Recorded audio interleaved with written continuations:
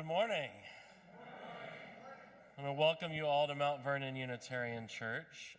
With me today on the chancel is Corvus Arnold, who is co-leading worship with me today. I'm very pleased to have someone up here. I feel a little lonely without the choir, honestly, but they have a much-deserved Sunday off. Whether this is your first time with us or your 1001st, know you are welcome here, and we are glad to have you. We offer these Sunday services both in person here in the chapel and virtually for those who are watching from home or elsewhere. We gather to recommit ourselves to the mission of this church, to support one another in our spiritual journeys, to work for justice, to care for the earth, and to build the common good. It is good to be together. We are a community dedicated to welcoming the stranger, working for justice, and building beloved community. And to that effort, we remember and name the original indigenous inhabitants of this land, the Piscataway, the Powhatan, and the Toques. And we remember and acknowledge those enslaved people who lived and worked on these lands. Our work to dismantle systems of oppression toward a more just future continues. I do have several announcements this morning. I want to start by inviting forward Tony Barkum, a member of our Ministerial Search Committee, to give some information about important upcoming events. So here he is. Good morning. Well, as you all know, it's going to be the end of the 2-year ministry with Reverend Christian with us, and we have a candidate for a so-called settled minister, sort of tenure, that kind of thing. And we want to remind you, if you haven't already seen the blizzard of emails to you, that there's going to be a candidating week starting the last Sunday of April, where the candidate, Reverend Ian Mayer, will preach, and then it'll conclude the following Sunday where he'll preach again, and there will be a congregational vote. So between the Sundays, there will be plenty of opportunities for you to speak with him and hear him answer your questions or the questions of others. First of all, on Sunday, there's going to be a forum in person from 11:30 to 12:30. And then on Tuesday, there will also be an in-person forum. And on Thursday, I'm just going to make sure I have this down here in my cheat sheet. There will be a Zoom forum. Now, for the ones in person, and then also on Saturday before the last sermon on Sunday, there will be a family picnic from 12 to 3.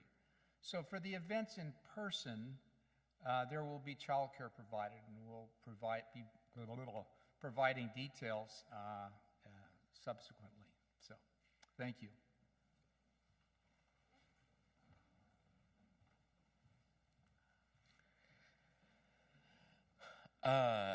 For other announcements, I want to mention that right here, later today in the chapel at 4 p.m., the Music Canton Chamber Chorus and 12-piece orchestra, directed by Carrie Crable, who's the former artistic director of the Alexandria Choral Society, is having a concert here today, 4 p.m.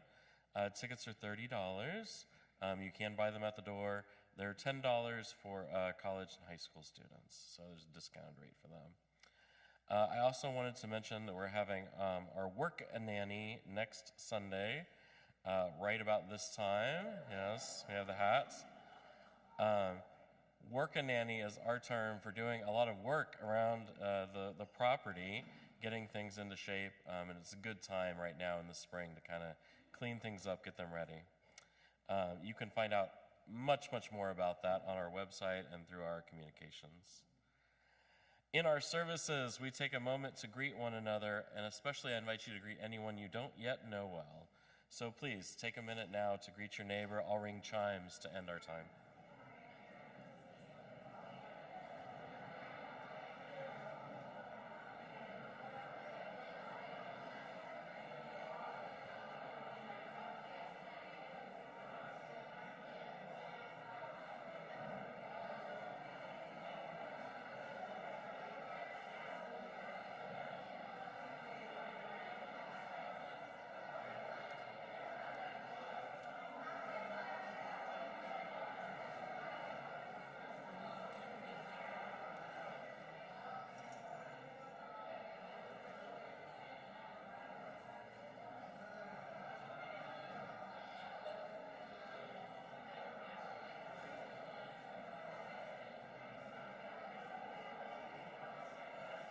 you want to come on forward?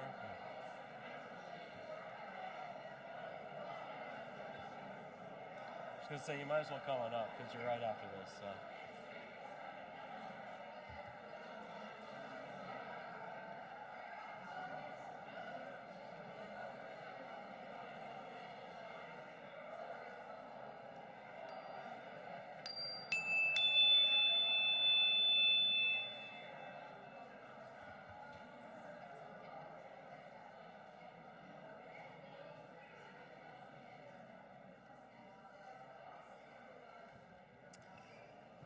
As we turn our hearts and minds to worship, I invite forward now Glenn Sheffield, who's going to talk to us about important things.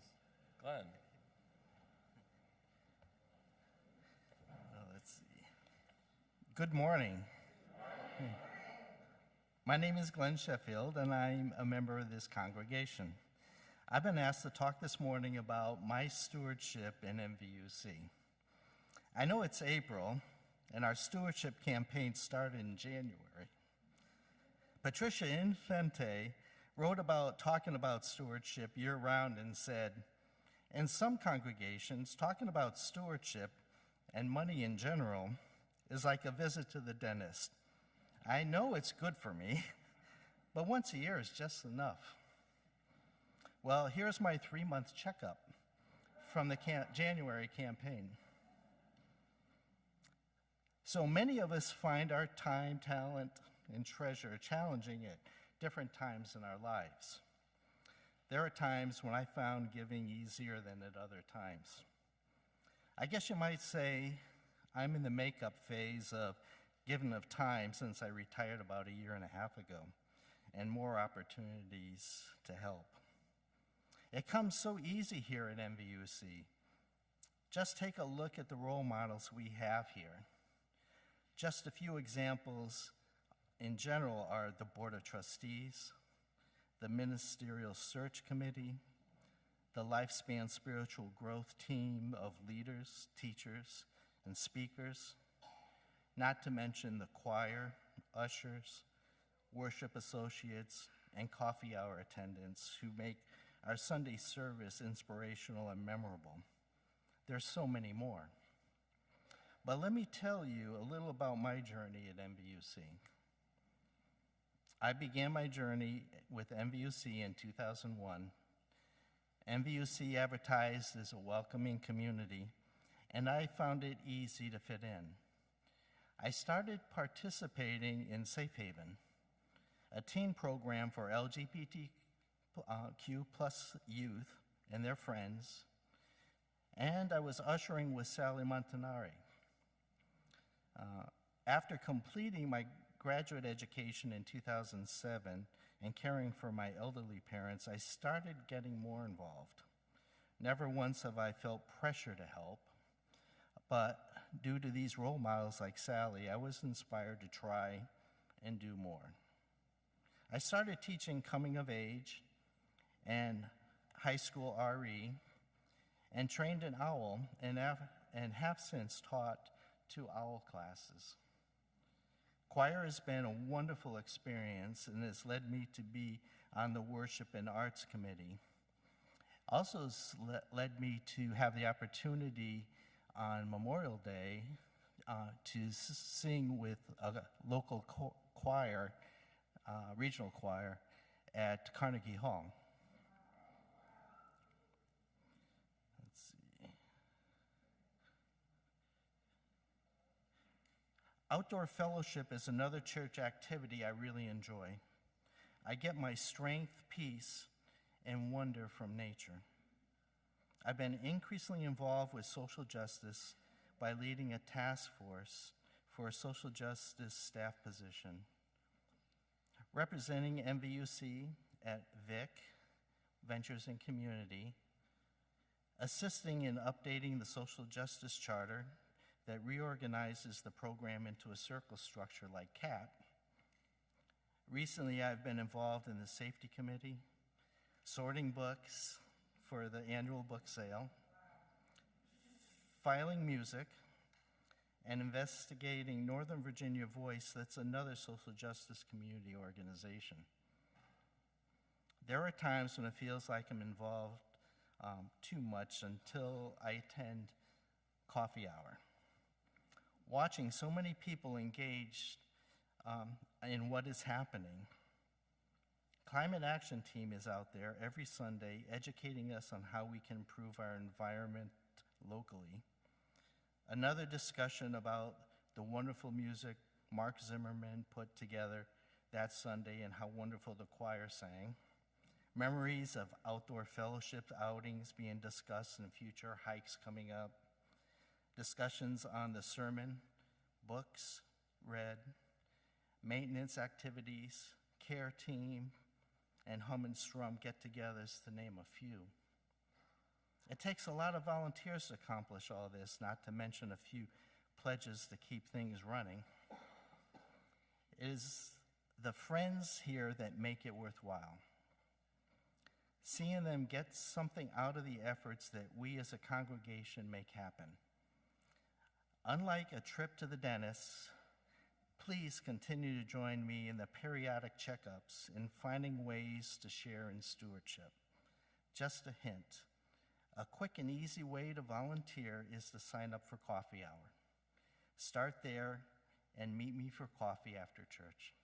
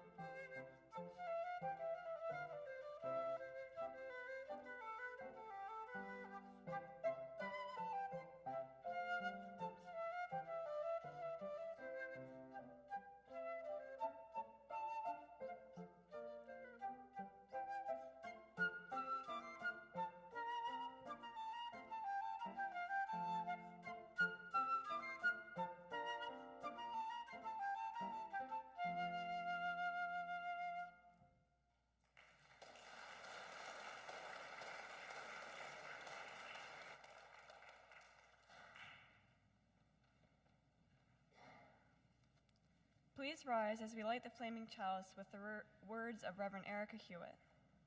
To be a Unitarian Universalist means we'll never be done with the work of telling the truth about oppression, the work of resisting any laws, policies, or practices that deny anyone their humanity, the work of stubbornly seeking out the spark of the divine of each other, no matter what, the work of creating heaven on earth. To be a Unitarian Universalist also means we're not alone in the work. We are not alone because of our promises to love one another. We are not alone because we are companions on the journey. We grow ourselves into allies, helping one another get free, because none of us is truly free until we are all free.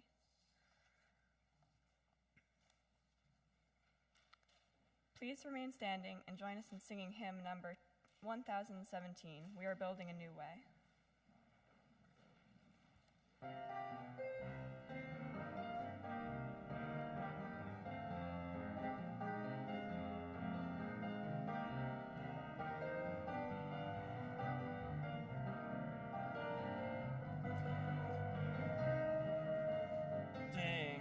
A new way.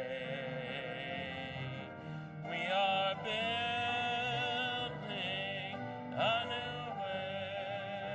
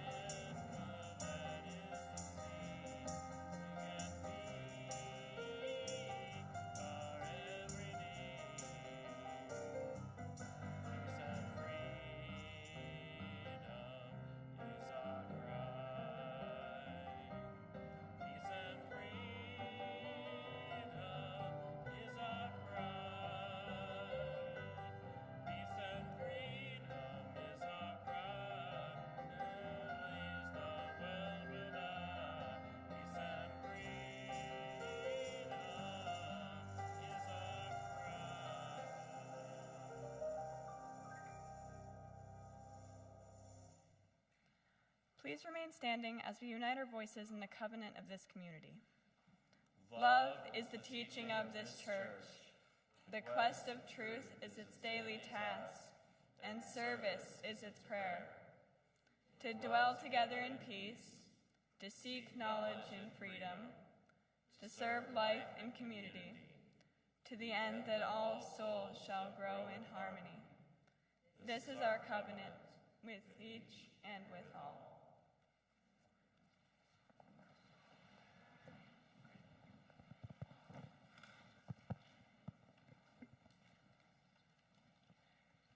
At this time, we'd like to invite the children forward for Time for All Ages.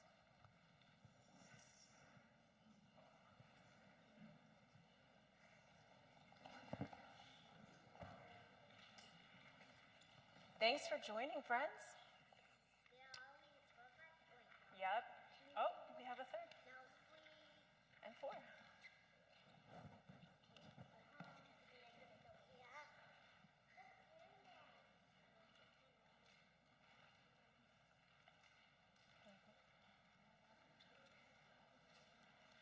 Thank you for joining us. So sometimes when we don't like what's happening, we can have this somewhat uncomfortable emotion come up called anger. Yes? I have a really good example. Okay. I want mac and cheese for dinner, but my mom, and mac and cheese was my favorite food, but my mom served me my anime food for dinner, B12. That's a great example. I hate it.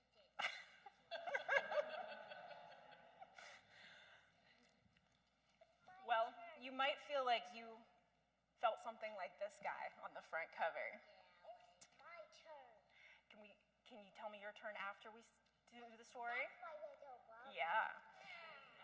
So how about after the story? Okay. You see this guy right here? Let's see what he has to say. This is called Anne's anger. You might feel like this guy is really relatable right now.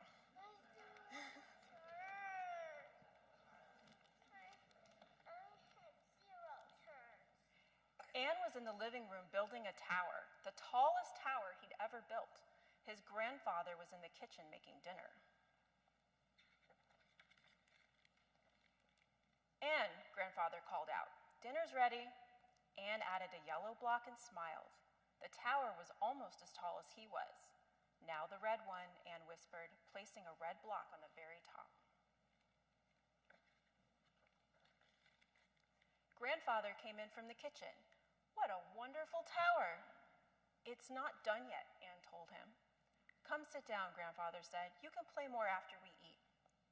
He set the plates on the table and returned to Anne, who was balancing a green block on top of the red one. "Put your blocks down now," said grandfather. "Dinner is getting cold." Anne wanted to keep playing. He opened his mouth to speak, but his bottom lip quivered and the words wouldn't come. Anne's eyes filled with tears and he started to cry.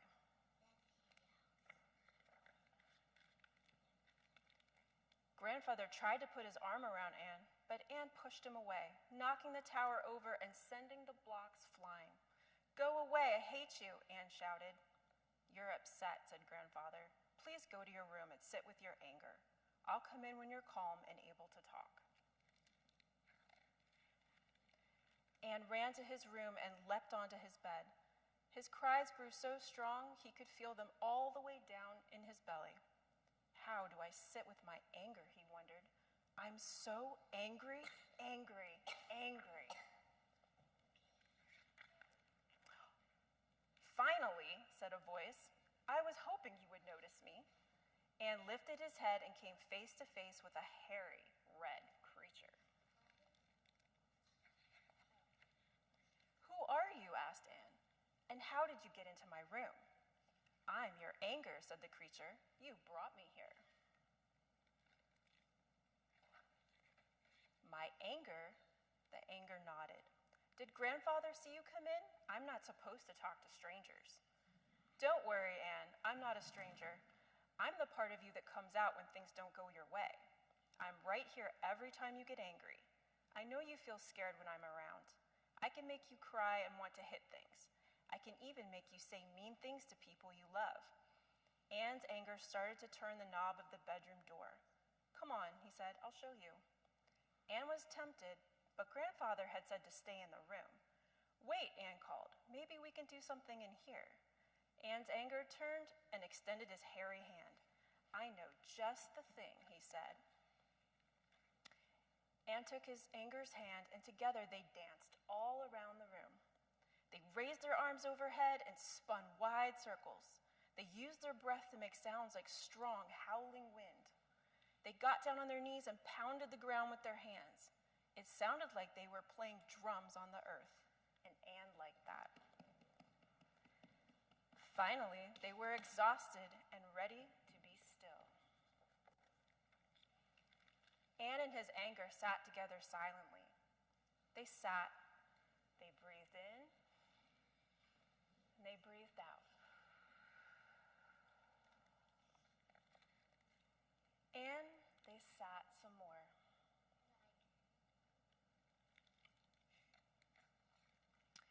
I don't like to say mean things to people, said Anne, but sometimes I can't help it.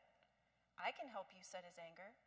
How can you help? I thought you were the one who was making me do these things in the first place. That's true, but I'm also your friend. Whenever you feel angry, you should come and sit with me. After we spend some time together, you might feel better. Spending time with you is kind of fun, Anne said. Do you want to stay for dinner? I think I'll be gone before dinner, said his anger. Are you sure? asked Anne. We're having ice cream for dessert. Anne's anger smiled, and Anne smiled back.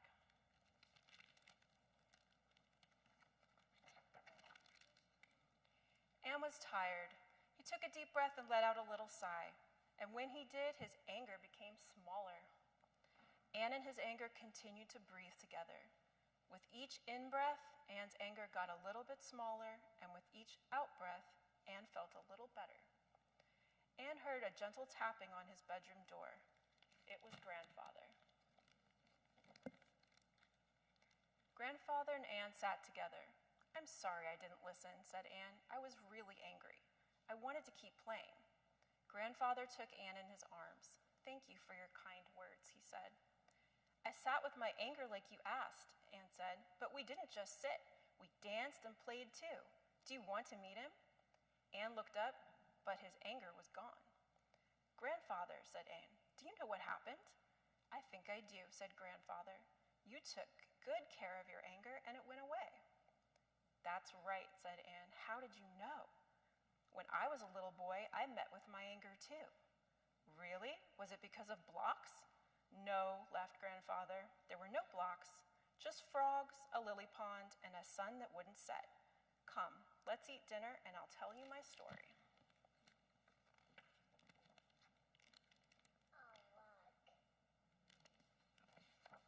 Nope. Thank you.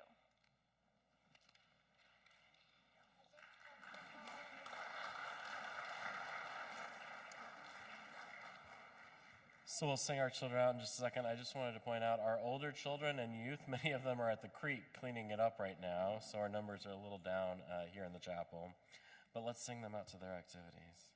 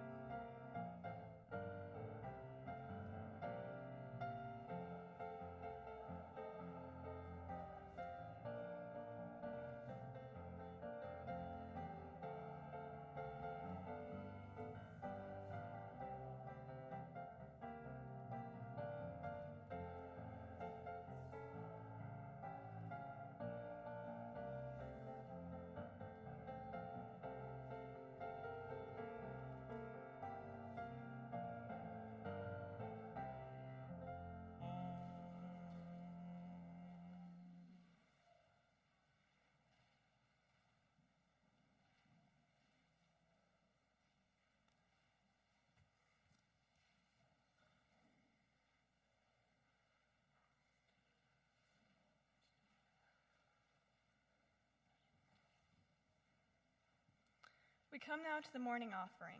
At this time, MVUC asks each of us to show our spiritual and material generosity.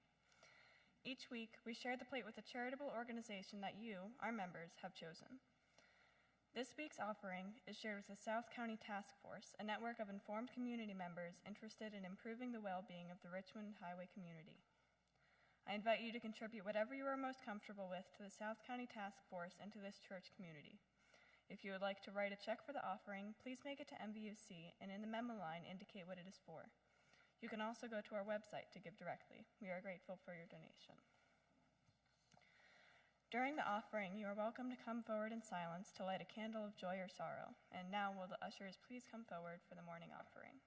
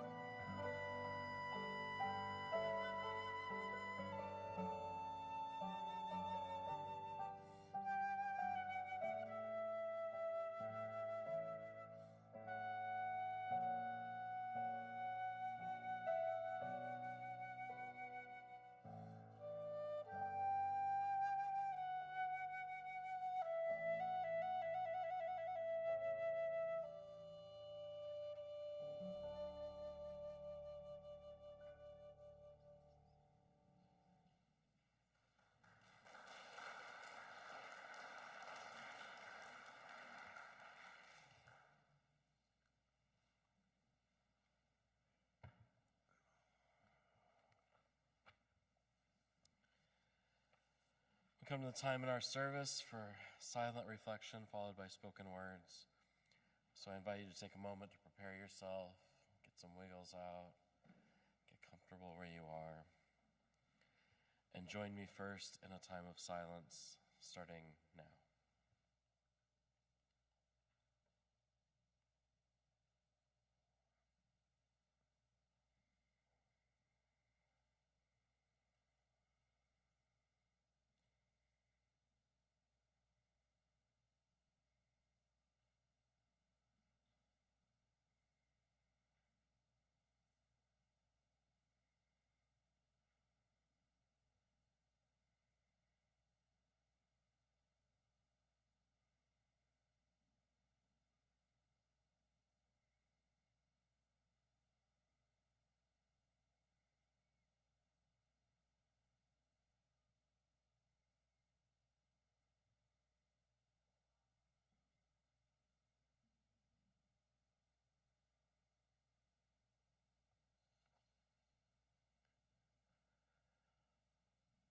Our words today come from the Reverend Robin Tanner, who writes, "A blessing for risk takers and failures." Today we share in a blessing for losers, risk takers, all failures far and wide. Blessed are they who fall in the mud, who jump with gusto and rip the pants, who skin the elbows and bruise the ego, for they shall know the sweetness of risk. Blessed are they who make giant mistakes, whose intentions are good but impact is injured, who know the hot sense of regret and ask for mercy, for their hearts will know the gift of forgiveness. Blessed are they who have seen a D or an F or C or any letter less than perfect, who are painfully familiar with the red pen and the labels as less than, for they know the wisdom in the imperfect. Blessed are they who try again, who dust off, who wash up, who extend the wish for peace, who return to sites of failure, who are dogged in their pursuit, for they will discover the secret to dreams. Blessed are they who refuse to listen to the naysayers, for their hearts will be houses for hope. Blessed are they who see beyond the surface of another, for they will be able to delight in the gift of compassion. Blessed are they who stop running the race to help a fellow traveler, who pick up the fallen, who stop for injured life, for they shall know the kindness of strangers. Blessed are they who wildly, boldly abandon winning, for they shall know the path of justice. Amen. Please remain seated as we sing hymn number 391. 391, Voice Still and Small. Our musicians are going to play it through once, and then we'll sing together.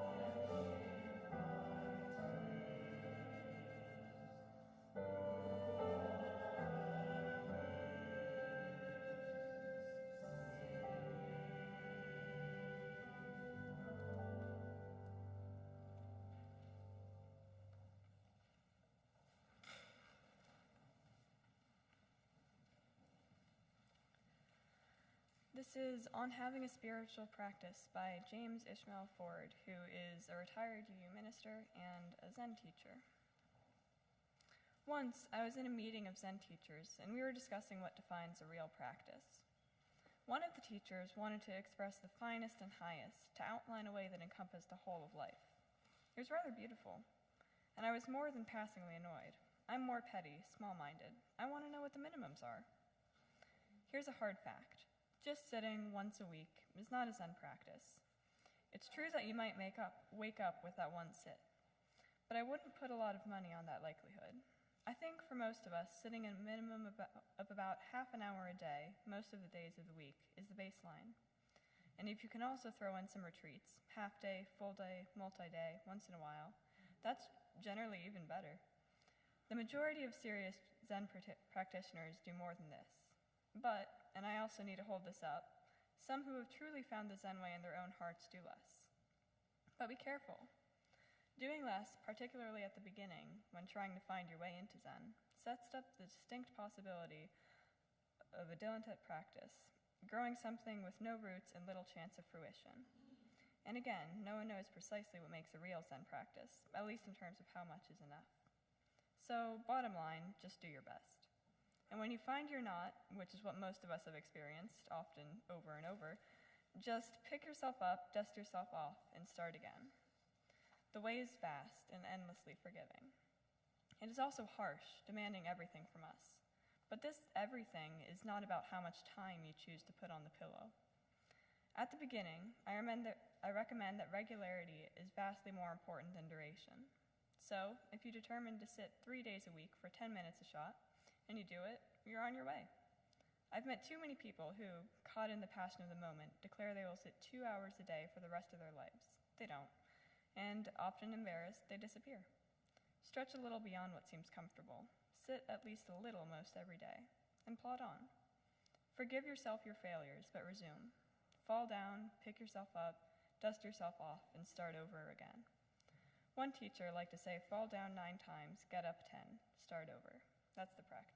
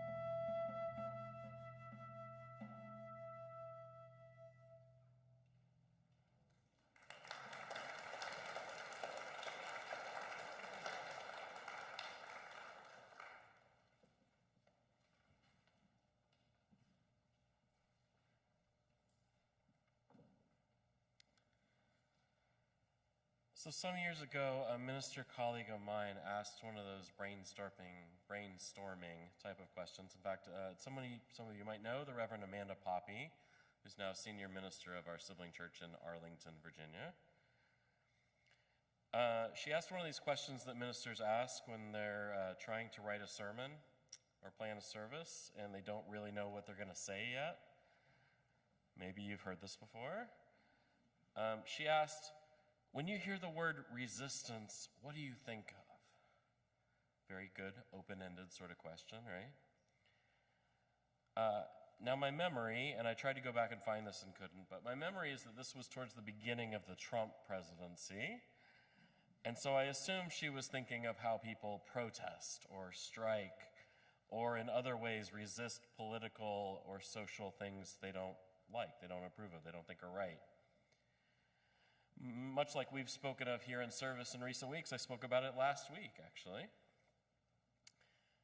Resistance, of course, takes many forms.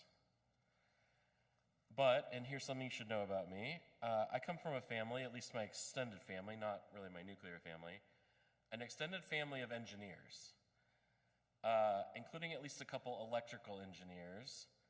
So what I thought of was the scientific concept of resistance, which, for those of you who don't know, is a measure of the opposition to electrical current flow. I had to look that one up to get the definition.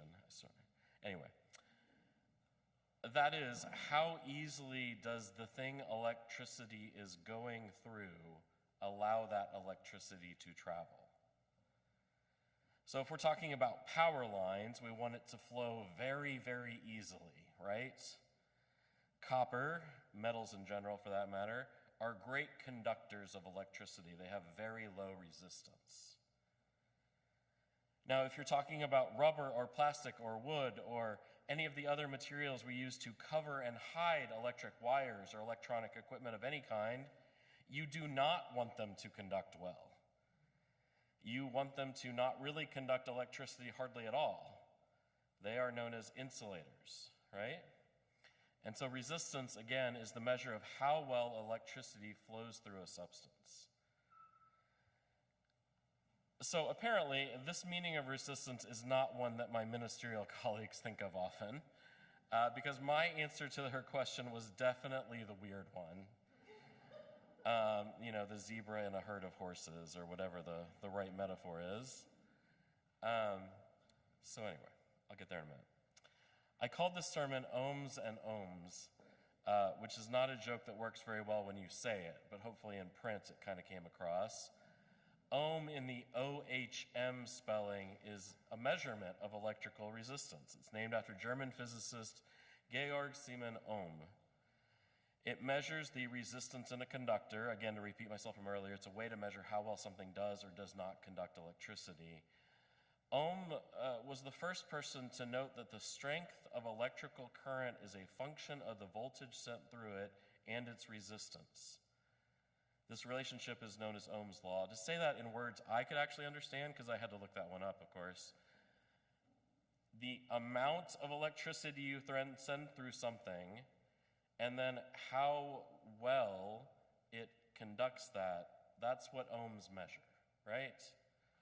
Okay, that's all you need to know. You don't need to know more than that.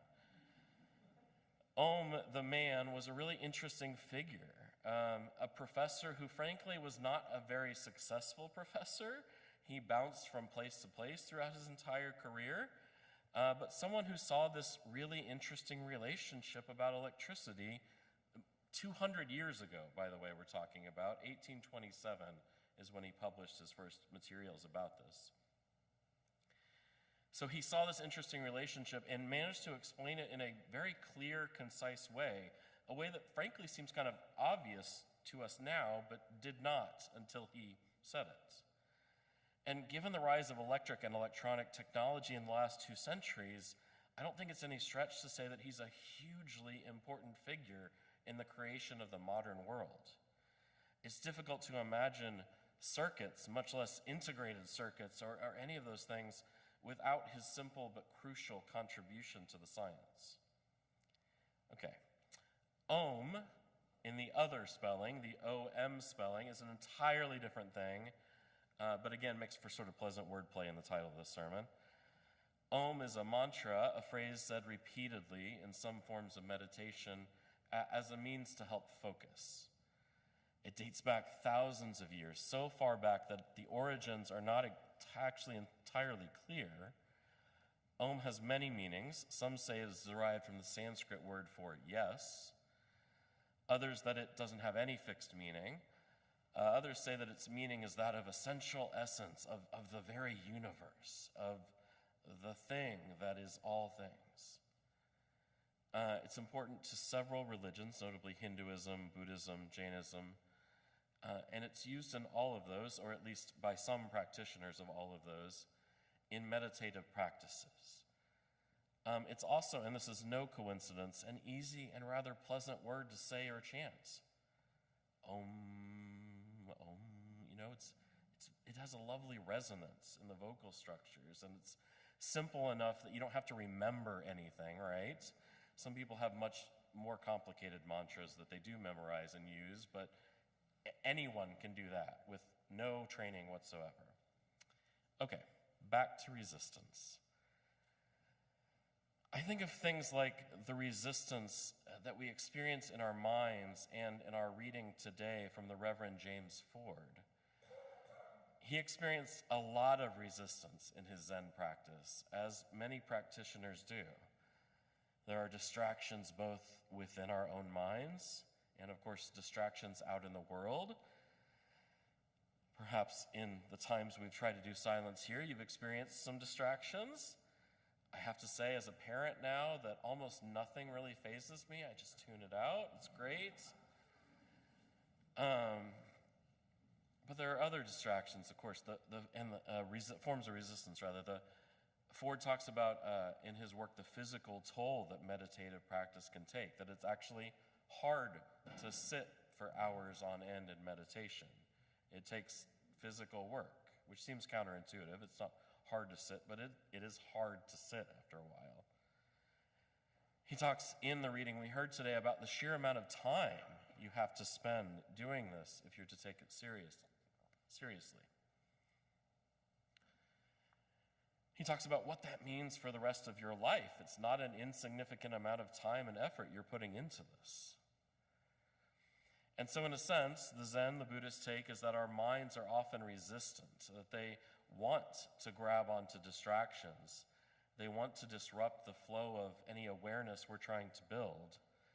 And the spiritual practice of meditation, along with other spiritual practices, not the only one, but the spiritual practice of meditation, what Ford and Zen practitioners call sitting, is in no small part about breaking through the resistance of our own minds to achieve awareness and appreciation. Ford writes in a different part of the work from which our reading came today about the very, very hard-won appreciation he felt for a single piece of cabbage in his vegetable soup, which was a thing that ultimately helped him have appreciation for the entire universe. That sounds like a very strange thing to say, a piece of cabbage as a spark for awareness, but think of it this way. If you can have real, full, honest appreciation for something as small as that, for what it is, for what it can give your body, then you can appreciate anything and everything, moreover. And I think talking about eating vegetable soup, cabbage, is a pretty good way to lead into talking about our bodies, which is something I really wanted to do today, talking about resistance. On a very practical, physical level, our bodies are basically a series of electrical circuits and resistors, right? And the power plants to help run them, and the structure to sort of hold them in some sort of shape. That's a little reductive. Certainly we are more than just that. But it's also true, and I actually think that's really lovely, to think about that we are ever-flowing energy throughout ourselves, energy that never goes away, but only transforms and moves. Because in addition to being from a family of engineers, I'm also from a family of readers and thinkers and artists and artisans, probably like all of us are. Some of them are even the same people as those engineers. There isn't sort of a divide between those two things. I think of the words of the poet Walt Whitman, who I love very deeply, who said, "I sing the body electric." And that's what I think of, the electricity that courses through our very body, through our neurons, channeled through nerves and into muscles, allowing us the ability to move and to think, making anything and everything possible. I think this is an extremely romantic notion. The idea that we're huge collections of electrical impulses timed and channeled precisely to allow us to be us. And there's a long-running debate I want to get into a little bit in the theological and philosophical world. Perhaps debate's not the right word. It's really a polarity, which means I need to explain what a polarity is really quick. Polarity is something that has two focuses that are in some sense opposites, yet are held together in tension. In our own Unitarian Universalist faith, we might think about our free and responsible search for truth and meaning. If we're responsible, are we fully free? No. If we're fully free, are we being responsible? Probably not. We have to do both of these things and hold them in tension. There are other polarities in our universe. There's chaos and order, the classic one. In our own lives, we could think about introversion and extroversion. They're not actually divided. They're a polarity. We all go back and forth between these. We may skew towards one side or the other sometimes. People talk about work and life balance, a classic polarity, right? Are we spending too much time at work? Are we not engaged at home? If we're fully engaged at home, can we really do work in the sense we want to? A lot of us have had these debates, perhaps in our head, maybe even out loud with others. And an infinite number of other polarities. And the thing with polarities, which are different from problems, is that you can't solve a polarity. You can't sort of figure out the right answer and be done with it. Instead, you have to manage it, and then remanage it, and then do that again later, right? Many of us, you don't figure out work-life balance. You keep finding the right ways to manage it. We don't solve the need for freedom and responsibility in our lives. We have some of both, and when we get too far towards one, we hopefully come back, or maybe somebody pulls us back a little bit towards the center to correct. All right, so the reason I got onto that was the one I want to talk about today, the polarity, is the mind and the body. The fleshy reality of the world, sometimes dirty and ugly, but also beautiful and passionate. And the high ideals of thought, right? The world of the mind, of reason. Now, theologians and philosophers have struggled with this forever, at least in the Western world. And I want to be careful that my framework is primarily from that side. I think there are other cultures that do a lot better with this and don't see that very much as a polarity. But one way to hold the tension, lest we get lost inside our minds or stuck only in physical things, I think, is to think about the role of electricity and current and resistance plays. We are these collections of wiring, carrying impulses of energy. It's true. And it's just as true that those impulses create not just movement or reactions, but also thoughts and new ideas and our emotions. And they create and store memories, moreover, which is just wild. Every memory you have is just some collection of electrical impulses and the physical changes they've made to your brain. I think that's really amazing. And I don't pretend to understand the details or specifics of how it works, but I know it does. I know I have memories. In short, our physical minds, our physical bodies rather, and our minds are connected. And not just in some mystical way that we might think of, though I rather like that too, but also in this very beautiful, organic, and essential way. That we are energy and resistance always working together. How amazing is that? So today, I encourage you to think about that. That may all of us be that, beautiful collections of energy, moving us, sustaining us, creating new thought and memory and life. May it be so. Amen. I invite you to rise in body or spirit for our closing hymn, number 168, One More Step.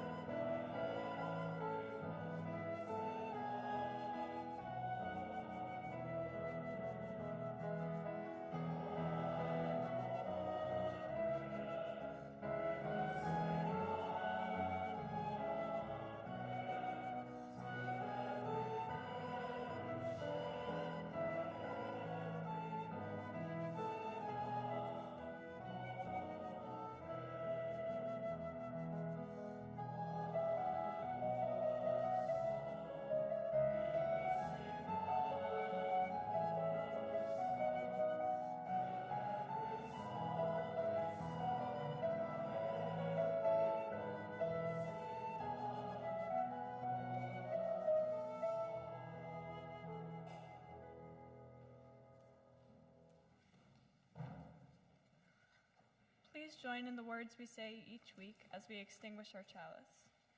We extinguish this flame, but not the light of truth, the warmth of community, or the fire of commitment. These we carry in our hearts until we are together again. Friends, may you take your bodies, those beautiful sets of energy conductors and resistors, out into the world today. May you experience the world not as a series of distractions, but rather as an endless series of things to appreciate. May it be so. Our worship is ended and our service begins. I invite you to be seated for our postlude.